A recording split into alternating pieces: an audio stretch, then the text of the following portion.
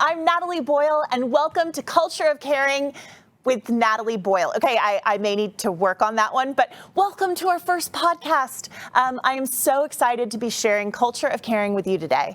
And I just wanted to start off by talking about why I felt like I wanted to put another podcast out there in the world.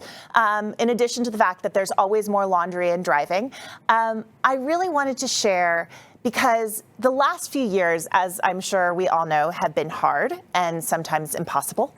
And the news has been scary and anxiety-provoking, especially for someone who already has anxiety.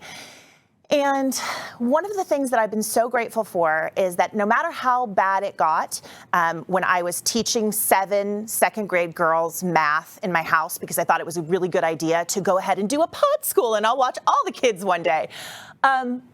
But I always was able to know some of the good stories that were going on. And that's because I run a nonprofit organization called Mommies In Need, and we'll talk more about that later. But you know, constantly I am surrounded by the helpers. It's that famous Mr. Rogers quote that talks about, you know, how when he was a kid, his mom would always tell him when something bad came on the news to look for the helpers, those people that are out there trying to make it better when things are really tough. And I get to work with those people every day. I get to meet tons of people that are in nonprofit. They're creating new ways to solve these big problems that sometimes seem like there is no solution, but there are people out there that are working to make that better. They are the helpers, the shining lights, the people who have taken something really hard in their life and turned it into something that is bettering the world. And I want to be able to share those stories with you. Now, why is it called Culture of Caring? Well, Mommies In Need, as an organization, we decided to do this exercise to sort of figure out what is the thing that we live and die on? What is the most important thing to our organization? And we came up with this idea of a culture of caring. And what that means is it's not just caring about the clients we serve and the kiddos that come in our door.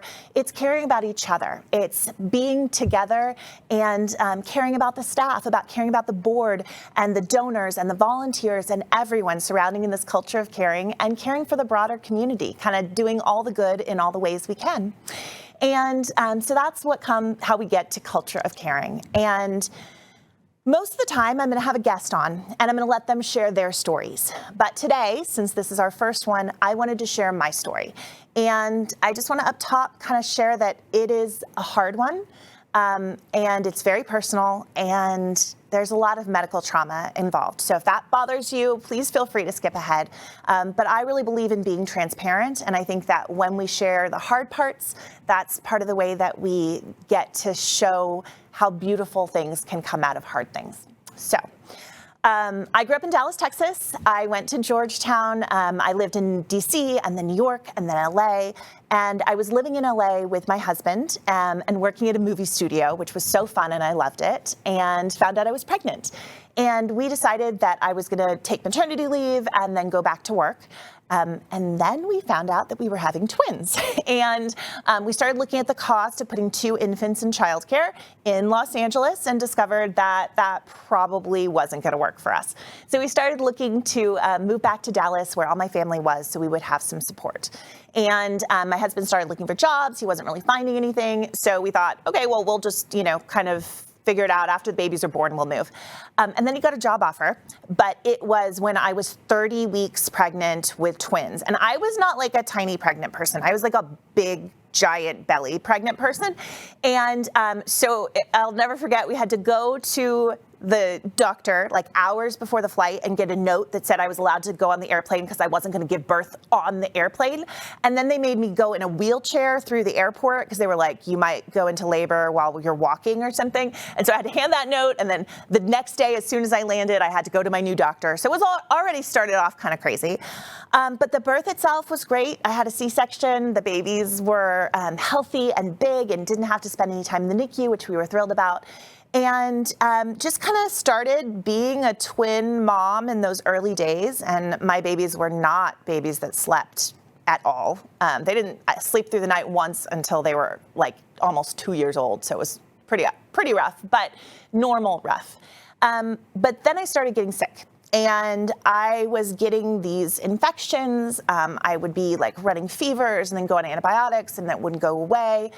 And finally, my doctor said that he thought that I probably had some like leftover placenta tissue. And so this is something that can happen after a C-section. And he just said we were going to do a really basic procedure called a D&C, and super common, not a big deal. So much so that they told me that, I'd be up and around. It was kind of like getting a colonoscopy or one of those sorts of things. So having had many colonoscopies, which again, I'll talk about later, I just had my uncle drop me off at the hospital, and I was going to call him or text him when I got out of surgery and woke up, and he was going to come get me. So apparently what happened is they put me under, and when they dilated my cervix to try to do the D&C, I started hemorrhaging, and I lost so much blood, I almost died, and they couldn't figure out a way to stop it, and so they had to do an emergency hysterectomy. And what was supposed to be a 45-minute procedure wound up being like a 5-hour procedure, and they didn't call my husband, so he didn't know what was going on, and I was just in a surgery center, and they didn't have blood, and they had to rush it from the hospital. It was all incredibly dramatic. Of course, I was asleep for all of that. But what I remember is waking up in the recovery room, and there was a male nurse with me, and I was in the most excruciating pain of my entire life. I could not understand what was happening. And so I asked the nurse, and I said, well, what is happening? What's going on? And he said they had to do more surgery than planned, and then he left the room. So I was like, what does that mean? More surgery than planned? I started looking around to be like, did they take off my arm? Do I still have 2 feet? Like, what is happening? Eventually, they got my pain under control, and they were able to tell me what happened. And even though I had twins, we hadn't made that decision yet, that we knew for sure we weren't going to have more kids. And so in addition to the pain and the suffering and everything else, I had that choice taken away from me, and in a very traumatic way.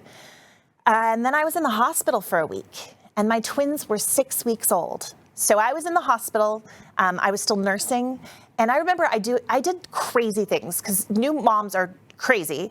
And so I had this whole thing about, okay, breastfeeding, and if I don't breastfeed, I'm a terrible mother, which we all know isn't true, but there was the lactation nurse that I worked with was very stressful. And so even though every time I sat up, I would like vomit, which is horrible with abdominal surgery, I still sat up so I could pump milk so I wouldn't lose the ability to feed the babies. And I look back and I'm like, why did I do that to myself? But at that time, that was what was most important to me. And I think for a lot of moms, when they go through their own stuff, what's always most important is the good of the babies, not thinking about themselves. So that was just a weird medical fluke. It turns out I had a placenta accreta, which normally present at the time of delivery. It means your placenta grew into the lining of your uterus. And my doctor, in his 40 years, had never seen this happen, where it didn't present at delivery, and 6 weeks later, they had this situation. And a doctor telling me that in their long career, they have never seen this happen is something that becomes a recurring theme in my life. So I go back to the girls. I recover from that surgery, but through having the pregnancy and then this whole thing happening, I had actually, I'd been diagnosed with ulcerative colitis a few years before I got pregnant. And ulcerative colitis is an autoimmune disease where your body attacks your colon as if it's a foreign object. And so it causes a lot of inflammation, bleeding, all kinds of things. It's not fun. But as I recovered from all of that, it started to get worse. And over the next 18 months, it continued just getting worse and worse and worse. We tried all kinds of drugs. I became steroid resistant because at one point I was on like 90 milligrams of prednisone a day, and it was like they were going to put me in the hospital, and then I became steroid resistant. It was just a mess. And so we got to the place where my doctor basically said to me, if I don't have your colon removed, then you will probably die from this. And I was like, okay, well, then I guess we're removing my colon. Which, as far as surgery goes, is about as fun as it sounds. So in preparation for having to have my colon removed, I had to get a body scan. And the results of the body scan came back. And so in my list of ridiculous medical issues, because of all the prednisone I had taken, I actually got osteoporosis at 34. And so I had an endocrinologist that I was seeing to deal with that piece. And when I went in, I had an appointment on Friday. And then Monday was going to be the surgery where they removed my colon. And I knew to plan to be in the hospital at least a week, possibly 2. And so I was already prepping with that emotionally. And I went into the endocrinologist, and she looked, apparently they had sent her a body scan that they did and prepped for the surgery. And she saw that and said, hey, has anybody talked to you about this nodule on your thyroid? It looks highly suspicious. She then did an ultrasound and came back and told me that day that she thought it was very likely cancer. And I started freaking out and said, well, I have surgery Monday. And she said, well, don't worry. Thyroid cancer is not very aggressive, so I'm fine to wait for your biopsy until after your surgery. So I went in for surgery. I had my colon removed. I wound up being in the hospital for 10 days. I got out of the hospital. I had to have a biopsy. The biopsy came back that it was cancer. I had to have my thyroid out and then get in preparation for the second part of the colon surgery. So essentially they take, and it's one of those things that's really gross, but it's also like a miracle that somebody thought of this. So what they do for ulcerative colitis patients that need to have their colon removed is they take out your colon, they take the bottom 12 inches of your small intestine, they cut it apart and they sew it back together. So it's like an organ transplant, but with your own organs. But part of that process is that for 3 months you have to live with an ostomy bag, and then you get that what they call reversed. But that surgery is just as traumatic as the first. So it was 1 surgery, 2 weeks in the hospital, biopsy, surgery to have my thyroid removed because the cancer, like 6 weeks recovery, surgery to get it reconnected, and 2 more weeks in the hospital. And during all this time, remember, I had twins who were like 18 months to like 2 and a bit during this time. And I had come to Dallas so I could be a stay-at-home mom, and I didn't get to be a stay-at-home mom. I still have to deal with the fact that I missed years of my baby's lives, that I was not present in the way I wanted to be because I was too sick. But I started to recognize that as sick as I was, I had family and I had the resources to hire a nanny to fill in the gaps when we needed it. And a lot of people aren't that lucky. And so as I was really just barely out of recovery, I mean, I was maybe 6 months from my last surgery. A friend of mine named Annie, she got diagnosed with colon cancer, and she had 2 small kids, and her family didn't live nearby. And they didn't have the ability to hire a nanny. And so I was in the hospital with her because, how many people do you know at 34 that don't have a colon? So since she had colon cancer, I was like her first call. And I was in there with her, and she was talking about how she was going to just go to chemo on, when she had chemo, she was just going to get a friend to watch her kids. And then on the other days, she would figure it out. And I remember just thinking how horrible that would be, and that I couldn't let my friend deal with that. I couldn't, I didn't want anybody to have to deal with that. And so I was like, wait a minute, my nanny, I don't need her anymore, and I can send her to your house. And she was like, well, I can't pay for that. And I was like, that's okay, we'll get a bunch of friends to chip in. So I started a Indiegogo, crowdfunding campaign, and pretty quickly we had $10,000 to provide full-time nanny care for my friend. What started happening is people started contacting me and saying, well, how do I do this for my friend or my sister or my cousin or whatever that might be? And so we just kind of started a nonprofit organization, and it really came because, first of all, honestly, I should give a lot of credit to my husband, because I was just like, okay, I'll hold this money in a bank account and then I'll pay the nanny. And my husband, who's in finance, was like, whoa, crazy person. First of all, you're just recovering. Are you sure you want to do this?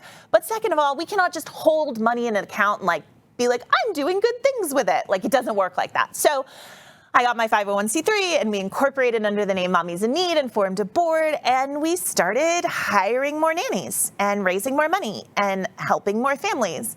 And so over, our first 5 years, we wound up providing, more than 30,000 hours of free childcare for families in the Dallas area who were going through a health crisis. So it was really stepping in to help these parents who, like me, were not able to care for their kids as much as they might have wanted to.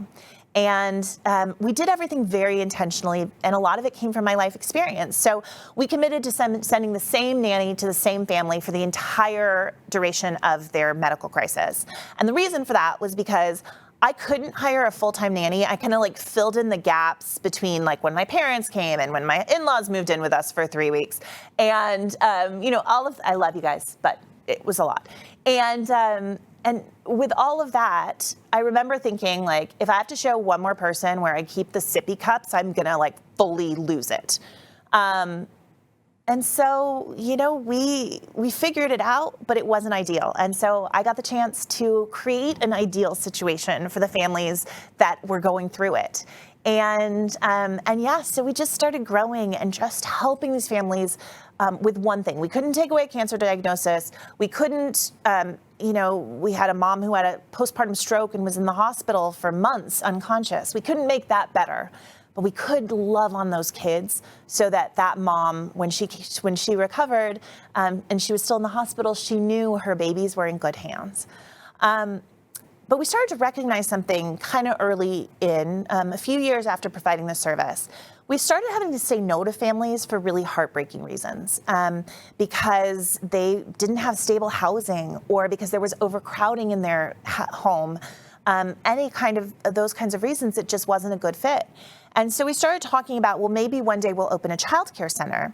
And a board member who I had just brought on, I was having a conversation with her, thanks Deanna, and she said, well, have you ever thought about putting that childcare center at a hospital?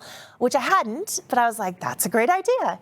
And she introduced me to a doctor who introduced me to the Chief Innovations Officer at Parkland Hospital, which for those of you who don't know, Parkland Hospital is the only safety net hospital in Dallas County.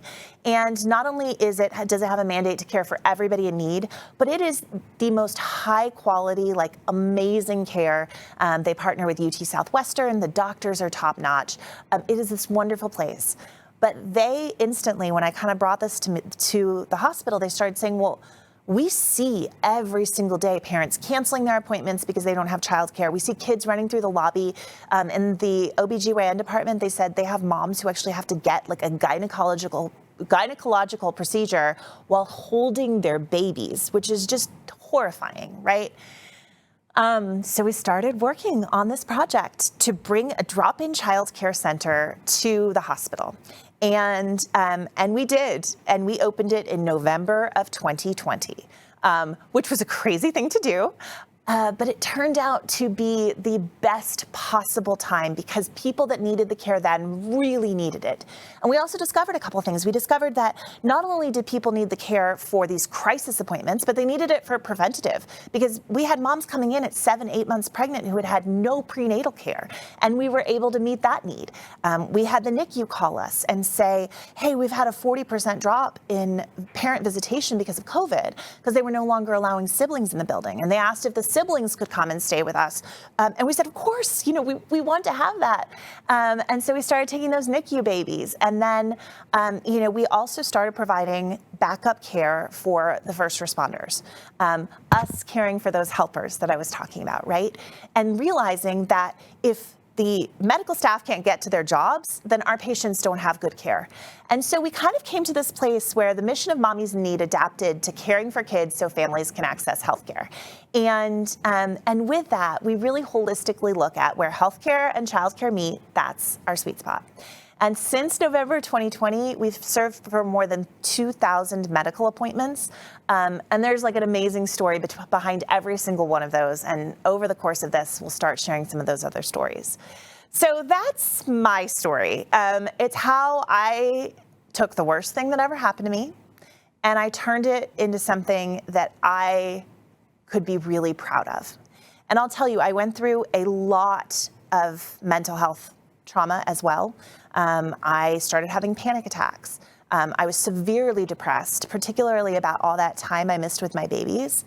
And starting Mommies in Need was my chance to give to other people. And what I discovered is depression is like this downward spiral, right?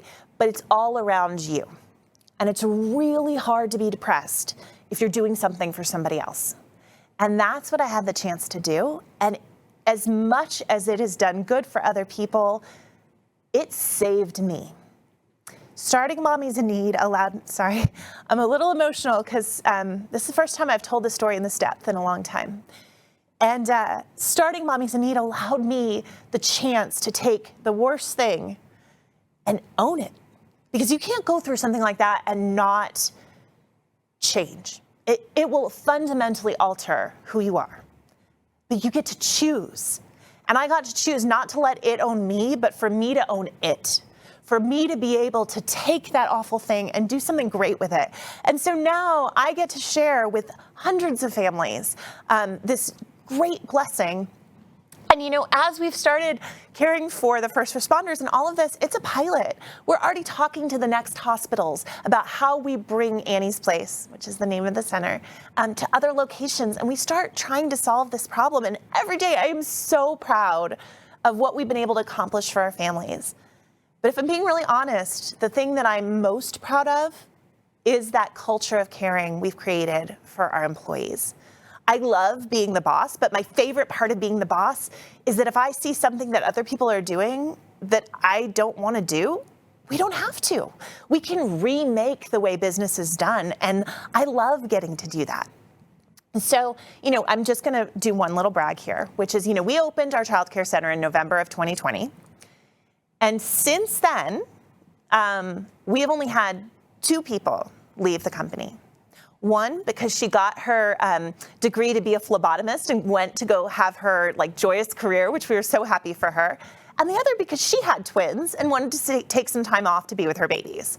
But no one has left our company to go to work for somewhere else. And in a field like childcare, where the turnover rates can be as high as 40%, and we're in the middle of the Great Resignation, or whatever we're calling it, to not have turnover, I am able to really credit the culture of caring and what we do to surround our employees with love. So with that, I welcome you to our culture of caring. I will be sharing more things about how we engage with our employees in the future. But yeah, I just wanted to start with my story, and I will bring on more stories every episode. Now, for something a little lighter, because I want to stop crying, I'm going to talk real quick about something we do that's part of our culture of caring, which is called I Failed So Hard. And it's one of my favorite things. So every time we do a staff meeting, we start it with shout outs, right? Because we want to celebrate the positive, and failed so hards. And I am a strong believer in productive failure. And I think that if you don't allow for failure, then you're not serving your employees well, and you're not serving the company well, because you cannot be innovative if you're not prepared for people to make mistakes. And I love celebrating mistakes, right? You learn from them, you take solace, it forms bonding with everybody else who's like, oh my gosh, I have made that mistake before, or wow, that was impressive that you tried it, and what can we learn? So today I'm just gonna share one of my failed so hards from early on. So when we just had a couple nannies, we didn't have backups or subs, and we hadn't really figured that process out yet. And we had a mom who had, I believe it was a baby and 2 toddlers under 3. And her nanny was out sick one day. And I called her to let her know that her nanny wouldn't be there. And she was really upset because she had chemo. And she said, how am I, like, I cannot miss this chemo appointment. So I was like, I'll watch your babies. So what I realized is that watching other people's children is very different than watching your own children. And I am not cut out for it. So after an 8-hour day with a lot of tears, and mind you, most of those were mine, I had to come out of it and own up to a failed so hard of I am always going to leave the childcare to the professionals because I am not cut out for it. And that's just one way we learned. And you know, that went in the policy book that only the professional childcare people are taking care of the kids. And as you know, if you've run a business, like the policy book gets bigger as you go along because of those failed so hards and because you learn things that you're like, okay, we're not going to do that next time. So what I would love to invite you guys to do is write to us. We have an email address. Tabitha, it's care of culture. COC. Oh, Tabitha is our communications and multimedia specialist, and she is awesome. So you'll probably hear her off screen every once in a while reminding me of something that I've forgotten. So it's coc@mommiesinneed.org. And we would love to have you write into us. Share somebody you think I should interview who has an incredible story. Share your failed so hards if you want. You can also put those out on social media. And we would love to just make this an interactive space and a really fun place for all of us. So thank you for being here. Thank you for listening to our first Culture of Caring podcast. And we're going to end up with, I'm being reminded, you've got to smash the subscribe button and rate and review and subscribe on all the channels so that other people can hear these stories as well. So please do that. And we're going to just exit out with a cute moment from one of our kids at Annie's Place. So now I'm going to present to you, Sahana grabs the microphone.